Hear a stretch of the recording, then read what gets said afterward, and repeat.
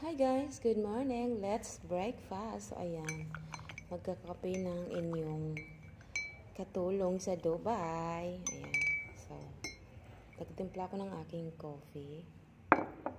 And sobrang cute ng aking kutsara, chopstick. Kaya hindi lang rice or ulam yung pwedeng may chopstick. Pati ang kape, pwedeng i-chopstick. Charot. So, ayan. Let's breakfast. Kailangan natin mag-breakfast dahil bukas pa ng tanghali ng 12 na naman ang ating out. So, thank you Lord kasi hindi masyadong maraming tao natin. Kaya, pwede natin hayaan yung mga kasama natin doon muna. Okay?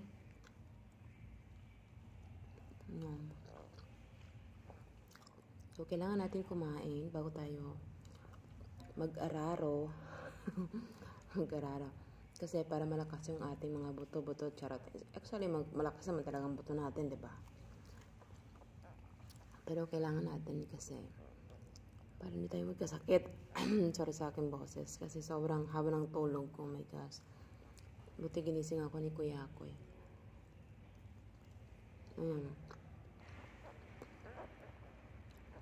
Para hindi tayo magkasakit. Kasi mahirap magkasakit na malayo sa mahal sa buhay. Especially sa ating mga OFW. Kasi pag may sakit tayo dito, walang mag-aalaga sa atin, 'di ba? So, kailangan natin alagaan ang ating healthy. Napa-healthy tuloy tayo. Ang ating para hindi tayo magkasakit, okay? So, yan ang secret nating mga OFW. Kasi, pag nagkasakit ka dito, gagamutin mo ang sarili mo. Tapos, ma-stop ka pa sa trabaho mo. Ganyan. Diba? So, kailangan natin maging okay ang ating katawan kasi pag tayo nagkasakit, wala tayong income. Kasi dito, bawat galaw mo is may bayad. Ganyan ang buhay OFW. Lalo na kung sa bahay ka nagtitrabaho kasi dati ako, sobrang swerte ko talaga sa amo kasi sobrang bait, pero kahit sobrang bait ng amo ko, wala pa rin akong tiwala na hayaan yung sarili ko na hindi kumain, ganito, ganyan kasi ibang tao pa rin yan, diba? So, kahit gaano kabait ang amo mo, kailangan mo rin alagaan ng iyong kalusugan. Yan.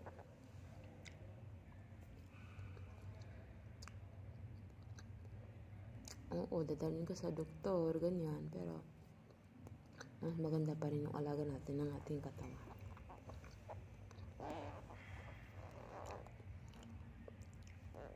Kasi, mahirap magkasakit ang isang OFW.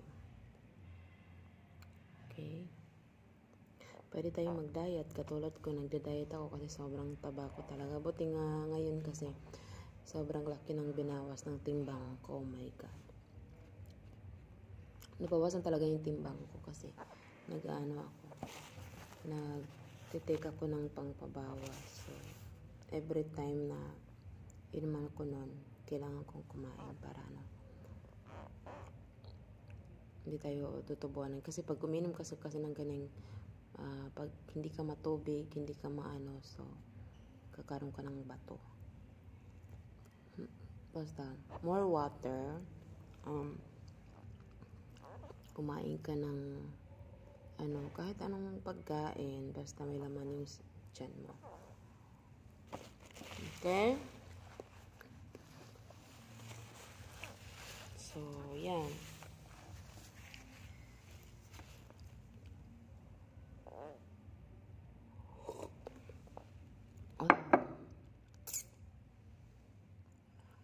So, yung ngayon guys is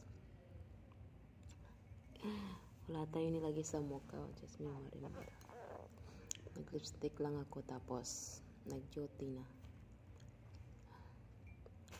Walang tayo makeup si katulong ninyo kasi ang haba ng tulog. Buti nga tinawagan ako ni kuya ko eh. Hello, mahal kong asawa ko. Happy mansari sa'yo. I love you so much. Soon, malapit ng uwi ko. Magkakasama na tayo. I love you. So, yun lang guys ang aking share sa inyo. And thank you sa inyong lahat sa walang sawang pag-suporta sa aming vlog ni Kuya Koy. Maraming salamat. And don't forget to follow sa mga hindi pa nakakapag-follow. Ayan. So, yun lang po. God bless you, go.